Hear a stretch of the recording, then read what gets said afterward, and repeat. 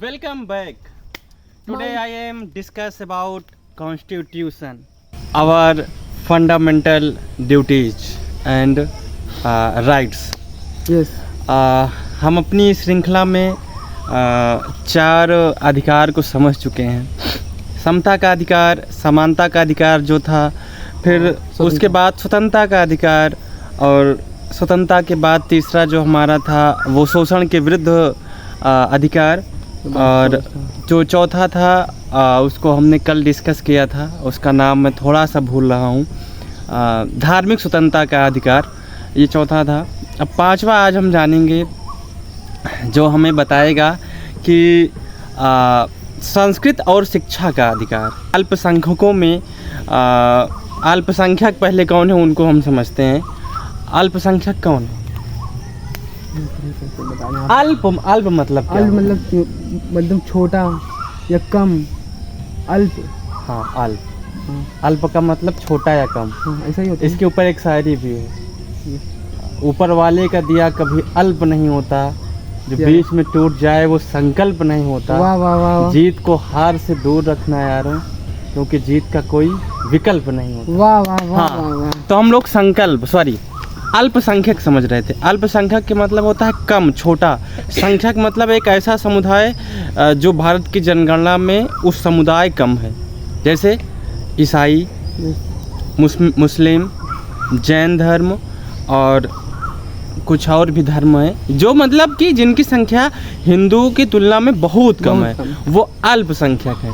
तो इसमें जो हमारा अनुच्छेद 29 और 30 है, क्योंकि मैं पिछले कुछ अनुच्छेद चर्चा किया हूँ जिसमें आप नहीं थे। यस। तो अब अगला अनुच्छेद में अगर आप चाहते हैं तो थोड़ा सा रिवीजन करवा दें। हाँ, तो अनुच्छेद 29 जो हमारा है, हम इनको भी समझा रहे थे कि तुमको भी बोलना है तो कैसे बोलोगे। हाँ।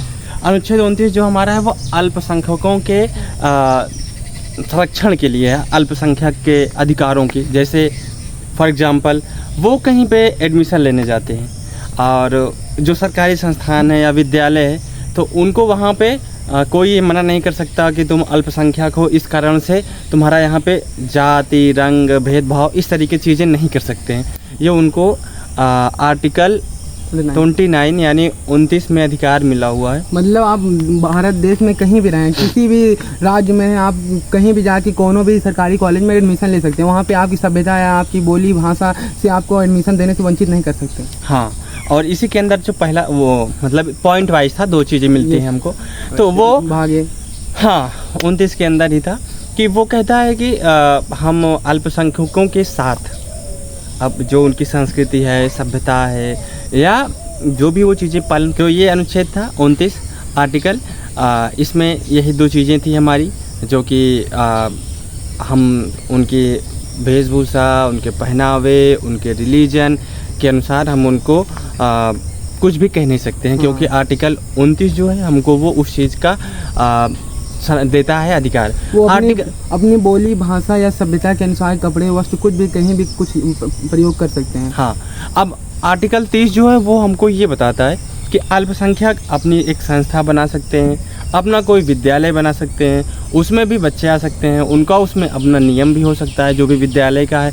उसके साथ ही साथ आर्टिकल 30 कहता है कि आप संपत्ति भी रख सकते हैं, अपने जो भी धन रखना चाहते हैं। धन का मतलब कानूनी तौर पे होते हुए वो अपना संस्था बना सकते हैं, उसको चला सकते हैं, मेंटेन कर सकते हैं, और उसके साथ ही साथ वहाँ पर वो संपत्ति रखने का भी उनके पास अधिकार है।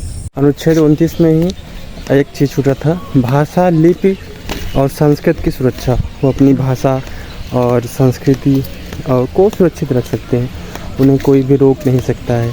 अगर वो उसको सुरक्षित रखना चाहते हैं तो उनके पास पूर्ण अधिकार है उसको सुरक्षित रखने का। अनुच्छेद 30 में ही एक चीज़ छूटी थी, सरकारी संस्थानों में बराबरी का अधिकार। जैसे मान लेते हैं कि गवर्नमेंट के द्वारा किसी विद्यालय को फंड देना है, पैसे देने हैं, तो वो इस आधार पे भेदभाव नहीं कर सकती है कि उसका जो प्रबंधक है या उसका जो मैनेजमेंट है वो अल्पसंख्यक है। इस आधार पर उनके साथ भेदभाव नहीं किया जा सकता है, सरकार नहीं कर सकती है उनके साथ ये भेदभाव। ये अनुच्छेद आर्टिकल 30 था।